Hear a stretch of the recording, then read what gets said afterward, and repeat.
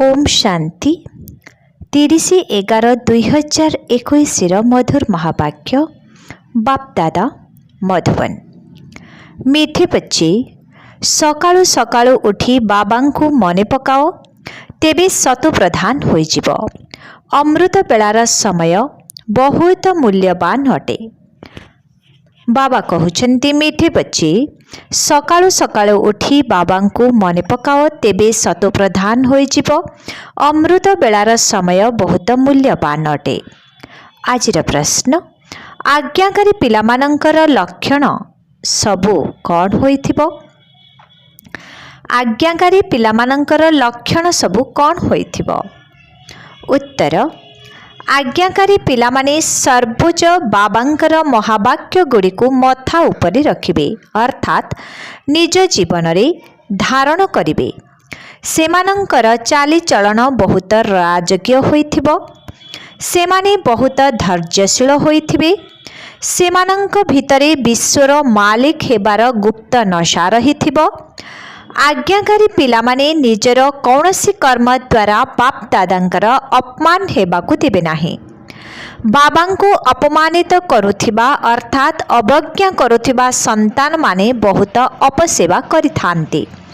आज्ञाकारी पिलामाने सर्वदा पिता को अनुकरण करिथांती, केबे भी ओलटा काम करि नथांती। गीत अछि, छोड़ भी दे आकाश सिंहासन। ओम शांति। मीठा मीठा आत्मिक पिलामाने दुईटी अक्षर शुणिले। एबे पिलामाने तो एहार अर्थ बुझी गलेनी जे बाबा एठारे अछंती। बाबा आसी सठिक कथा बुझाउछंती। मनुष्य माने ज्ञान विषय रे अथवा ईश्वरंक विषय रे जहा कहउछंती से सबु हेउछि भूल। एबे तुमे माने गीतर अक्षर शुणिल, छोड़ फिधे आकाश सिंहासन। किंतु आकाश सिंहासन कौन एकथा केही जानी नाहांती।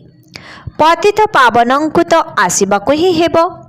केही केही कहउछंती भगवान नाहांती, आउ केही कहउछंती समस्ते भगवान ही भगवान अटंती। सिए आसिबे काहेकी? ए कथा तो तुमे माने जानिछ जे बाबा आसिछंती, तेणु एही भक्ति मार्गर गायन आदि शुणिबाकु भल लागु नाही। पतित पावन बाबा आसी निजर परिचय देई रचनार आदि मध्य अंतर रहस्य बुझाउछंती। आउ दुनिया रे एही कथा केही बुझी पारिबे नाही। एठारे मध्य विभिन्न मतर लोक अछंती। कहउछंती मनुष्य माने पवित्र रहिबा संभव नुहे। तेबे निश्चित जे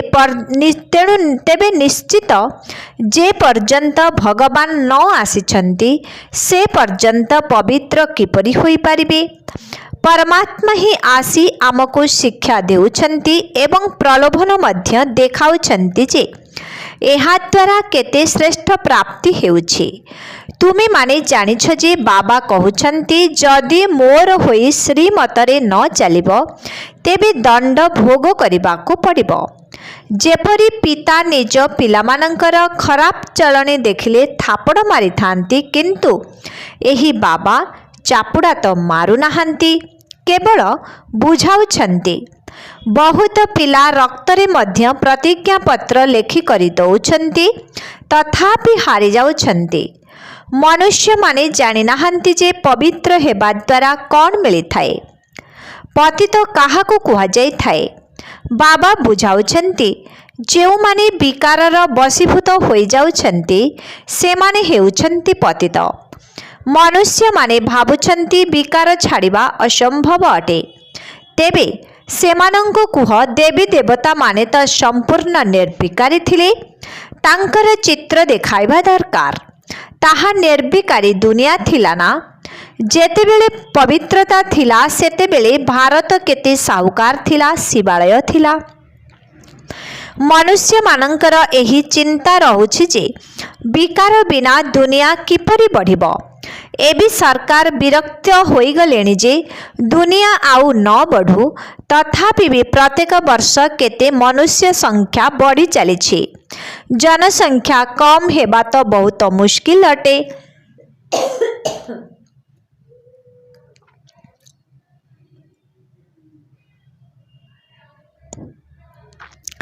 एठारे अविनाशी बाबा कहउछन्ति जदि तुमे पवित्र हेब तेबे मो तुमको स्वर्गर मालिक करिदेबी।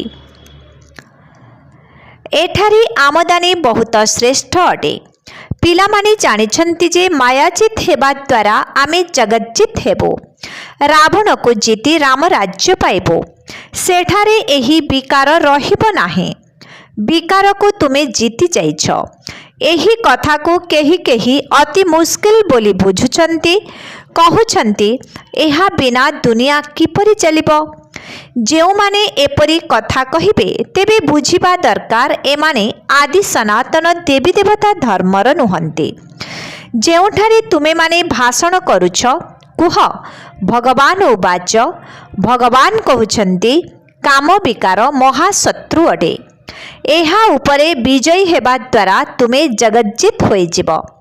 बहुत सरल भावरे बुझाई दिया जाउछि किंतु तथापि सेमाने बुझु नाहांती अथवा बुझाइला बालांक पाखरे बुद्धि नाही।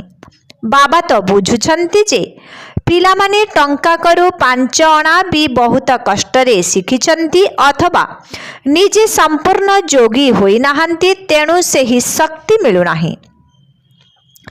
जोग द्वारा ही शक्ति मिली थाए। बाबा सर्वशक्तिमान अधिकारी अटंती ना। जदि जोगयुक्त अछ तेबे शक्ति मध्य मिलिब। जोग विषय रे बहुत पिलामानंकर कम नंबर रहिछि। सत्य कथा तो केही लेखु नाहांती। जोगर हिसाब लेख ताहा भी मुश्किल अटे। जदि टीचर्स माने ही चार्ट रखु नाहांती तेबे विद्यार्थी माने किपरि रखिबे। बहुत छात्र जोगरे बहुत तीव्र होई थांती। मुख्य कथा हेउछि बाबांको मने पकाइबाको हेबो। जोग अक्षर शास्त्रर अटे। एकथा मनुष्य माने सुने द्वंद्वरे पड़ जाउछन्ति। कहउछन्ति जे आमको जोग सिखाओ। आरे जोग कौन शिखा जाई परिबो। सकाळु सकाळु उठी स्वतः बाबांको मने पकाइबाको हेबो। एथिरे टीचरंकर कौन आवश्यकता अछि जे कि बसी सिखाइबे। सेथिपाई याद अक्षर ठीक अटे। जोग तो शिखिबार कथा नुहे। केही सम्मुखरे जोग शिखाऊ एही अभ्यास रखिबा उचित नुहे। बाबा कहउछन्ति जदि निजको आत्मा भावी बाबांको याद करिबो तेबे सत प्रधान होइजिबो। अमृत बेलारे याद करिबा बहुत भल। सकाळु उठी भक्ति मध्य करिथांती। एमाने भी तो बाबांको याद करुछन्ति। याद काहेकि करुछन्ति काहेकि ना बाबांको ठारु संपत्ति मिलिबो। जदिओ भक्ति मार्गरे शिवंको स्मरण करुछन्ति किंतु सेमाने कौन जानि नाहांती जे शिवंको ठारु कौन मिलिबो। एकथा केवल तुमे माने ही जानिछ। वर्तमान बाबा श्रीमत देउछन्ति जे निजर कल्याण करिबा पाई मोते याद कर। मने पकाइबा द्वारा ही शक्ति आसी थाए। शक्ति द्वारा विकर्म विनाश हेबो। ज्ञान द्वारा विकर्म विनाश हेबो नाही। ज्ञान द्वारा श्रेष्ठ पद मिलिबो। याद करिबा द्वारा पतितरु पावन होई थांती। बहुत पिला माने एथिरे फेल होई जाउछन्ति। बहुत भल भल महारथी 5 अणा मध्य मुश्किल रे याद करुछन्ति। केही केही तो गोटिए पैसा भी बाबांको याद करू नाहांती। एथिरे बहुत परिश्रम करिबाकू हेबो।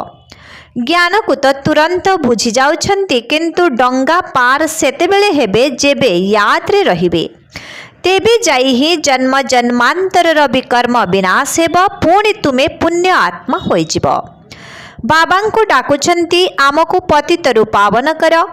पवित्र तो अनेक हेउछन्ति किंतु सेही माने उच्च संपत्ति पाइबे जेउ माने बाबांको याद रे भल भावरे रहिबे। तुम्भ मानंक मध्यरे जेउ माने बंधन रे अछन्ति से माने अधिक याद करि थांती। याद करिबा द्वारा हे विकर्म विनाश होई परिबो। तेणु जदि केही कहउछन्ति जे पवित्र रहिबा असंभव अटे तेबे सेमानंक सहित कथा हेबा मध्य अनुचित। जेबे निर्विकारी थिला जेबे भारत निर्विकारी थिला तेबे शतप्रधान थिला किंतु साहुकार मानकर बुद्धि रे एही ज्ञान रहिबा ही मुश्किल अटे काहेकि ना याद करिबारे ही परिश्रम रहिछि।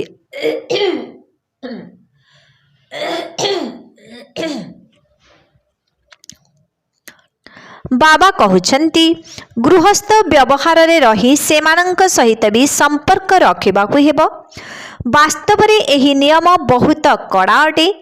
तुम्भे माने जन्म जन्मांतर पापात्मा मानंकु दान दे पापात्मा होई जाइछ। एबे तुमे पापात्मा को पैसा दे परिबो नाही। किंतु जदि जेजेबापांकर संपत्ति अछि तेबे देबाकु पड़ी थाए। एथिपाई बाबा कहउछंती जे प्रथमे लौकिक रे समस्त कार्य सारी पुणी समर्पण होई जाओ। एहिपरि मध्य कोटिकरे केही गोटिए बाहारुछंती। एहा बहुत उच्च लक्ष्य अटे। तेणु पितांको अनुकरण करिबाकु हेबो। नष्ट मोहा हेबा कोनोसी माउसी घर कथा नुहे। एथिरे बहुत परिश्रम रहिछि। विश्वर मालिक हेबा एही प्राप्ति केते उच्च अटे। कल्प कल्प जो माने विश्वर मालिक होइथिले से माने पुनर्बार हेउछंती। ड्रामार रहस्य मध्य अल्प केते जनंकर बुद्धि रे रहुछि। साहुकार माने तो बहुत कष्ट रे उन्नति करिबे। गरीब माने तो तुरंत कहि देउछंती बाबा ए सब किछि आपणंकर अटे पुणी सेमानंकु सेवा मध्य करिबाकु हेबो। पवित्र हेबा पई याद मध्य आवश्यक नचेत बहुत दंड भोग करिबाकु पड़िबो। जदि दंड पाइब तेबे पद कम मध्य कम होई जिवो। सेही माने ही दंड पाइबे जेउ माने याद करू नाहंती। ज्ञान जेते भी धारण कर ता द्वारा विकर्म विनाश हेबो नाही। दंड पाई पुणी अल्प पद पाइबा एहा कौन कौनसी संपत्ति प्राप्ति अटे। बाबांक ठारू पूरा संपत्ति नेबा पाई बाबांकर आज्ञाकारी हेबा आवश्यक। उच्चरू उच्च बाबांकर महावाक्य मथा उपरे रखिबा उचित। कृष्णंकर आत्मा भी एही समय रे संपत्ति नेउछंती। एही लक्ष्मी नारायणंकर बहुत जन्मर शेष रे मो पुणी सेमानंकु पाठ पढ़ाई संपत्ति देउछि। तुम मानंक मध्यरे भी राजकुमार राजकुमारी हेबा योग्य आत्मा थिबे ना। राजकीय परिवार सदस्यंक चालीचलन बहुत धैर्यशील होइथाए। सेमानंक गुप्त निशा रहिथाए। बाबा केते साधारण रहुछंती जानिछंती जे मोर अल्प समय बाकी रहिछि। मोते तो जाई विश्वर महाराजा हेबार अछि। ये मध्य ब्रह्मा ये अर्थात ब्रह्मा मध्य पतित थिले। ये तो बाबांकर रथ अटंती। सेथिपाई एही संदेली अर्थात आस्थान रे बसिबाकु पडुछि। नचेत बाबा केउठारे बसिबे। ये मध्य तुम परि छात्र अटंती। एठारे पाठ पढुछंती। अनेक संतान अछंती जो माने बाबांको चिन्हि पारु नाहंती। ये समस्त ये बाबांक सहित धर्मराज मध्य अटंती। बाबा कहउछंती जदि मोर आज्ञा पालन न करुछ मोर निंदा कराउछ तेबे धर्मराज बहुत दंड देबे। सीधा सड़क भावरे मोर अथवा मोर संतान ब्रह्मांकर तुमे निंदा करुछ। बाबांकर जणे ही शिखिला दे अर्थात स्नेही विच्छेदित संतान अछंती। तांको प्रति स्नेह तो रहिछि ना। एही जदि एहांकर निंदा करुछ तेबे केते दंड भोग करिबाकु पड़िबो। टिकिए आपद आसिले देखिबो केते पलाई आसिबे। तुमे समस्ते एठाकु आसिछ ना। ये ब्रह्मा जादू आदि किछि करिनाहंती। शिव बाबा जादूगर अटंती। बहुत अछंती जो मानकर एकथा मध्य ध्यान रे आसुनाही जे एहांक शरीर रे शिव बाबा आसुचंती। जदि शिव बाबांक सम्मुखरे आमे किछि ओलटा करिदेबा तेबे बाबा कहिबे ये अयोग्य संतान अटे। एहांक शरीर रे बाबा ओ दादा दुई जन अछंती ना, सेथिपाई चिट्ठी रे लेखुचंती बाप दादा, किंतु एकथा भी पिला माने बुझी पारु नाहंती जे बाप दादा एकत्र किपरि रहंती। बाबा दादांक द्वारा संपत्ति देउछंती, निजे आसी पचारि बुझिवा दरकार। तुमे माने जानिछ जे बाप दादा किए। केही केही मध्य पचारुछंती जे तुमे बाप दादा काहाकू कहुछ। जनकर तो नाम बाप दादा होई परिबो नाही, तेणु पिलामानंकु जुक्तिर सहित बुझाइबा आवश्यक। जेबे तुमे काहाकू बुझाउछ तेबे तांकर बुद्धि रे एहा रहिबा आवश्यक जे शिव बाबा दादांक द्वारा आमको संपत्ति देउछंती। एबे विनाश तो निश्चय हेबो। विनाश पूर्वरु बाबा राजयोग शिखाउछंती, तुमे भी शिख। अधा कल्प जेउ बाबांकु डाकुछंती सेही बाबा आसी ज्ञान देबा पाए। अधा कल्प जेउ बाबांकु डाकुछंती सेही बाबा आसीछंती ज्ञान देबा पाए, तथापि कहउछंती बुझिबा पाए अवसर नहीं। तेबे तुमे कहिब जे आपण देवी देवता धर्मर नुहन, आपणक भाग्य रे स्वर्ग सुख नाही, आउ एठारे कौनसी मुंडिया आदि तो मारिबाकू पड़े नहीं। सन्यासी मानंकर सम्मुखरे जाई पाद तले निश्चय पड़ुछंती, किंतु ये तो गुप्त अटंती ना। आगको गले बहुत प्रभाव विस्तार हेबो। से समय रे बहुत भिड़ हेबो। भिड़ स्थान मानंकरे केते मनुष्य मरि जाई थांती। प्रधानमंत्री आदिंकर दर्शन करिबा पाई केते भिड़ होई जाई थाए। एठारे बाबा केते गुप्त रूपरे पिलामानंक साथिरे बसिछंती। एठारे काहाकू देखिबे? ब्रह्मांकु तो भाबुचंती जे ये जोहरी अर्थात अलंकार व्यवसायी थिले। शास्त्र गुड़िकरे मध्य रहिछि ब्रह्मा द्वारा किपरि मनुष्य सृष्टि रचना कले। बाबा कहउचंती मु एहांकर शरीर रे प्रवेश करी सृष्टि रचना करुछि। एकथा मध्य लेखा जाइछि, किंतु पत्थर बुद्धि होइतिबा जोगु बुझी पारु नाहंती। बाबा आसी बुझाओ पिला मानंको पतितरु पावन कराई परिवर्तन करुछंती, आउ कौनसी नुआ रचना करू नाहंती। एहा हेउछि पतित मानंको पवित्र करिबार जुक्ति। विराट रूपर चित्र निश्चित रहिबा आवश्यक। जदि चित्र बड़ हेबो तेबे बुझाइबारे मध्य सहज हेबो।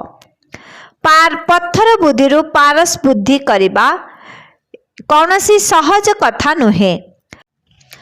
केही तो एमिति अन्यमनस्क होई देखि चली जाउछंती। जदि प्रजा हेबार थिबो तेबे भी किछि ना किछि बुद्धि रे रहिबो। आम्भे माने ही ब्राह्मण अटो पुणे देवता हेबु। हम स्वर अर्थ बाबा केते भल भाबरे बुझाइछंती।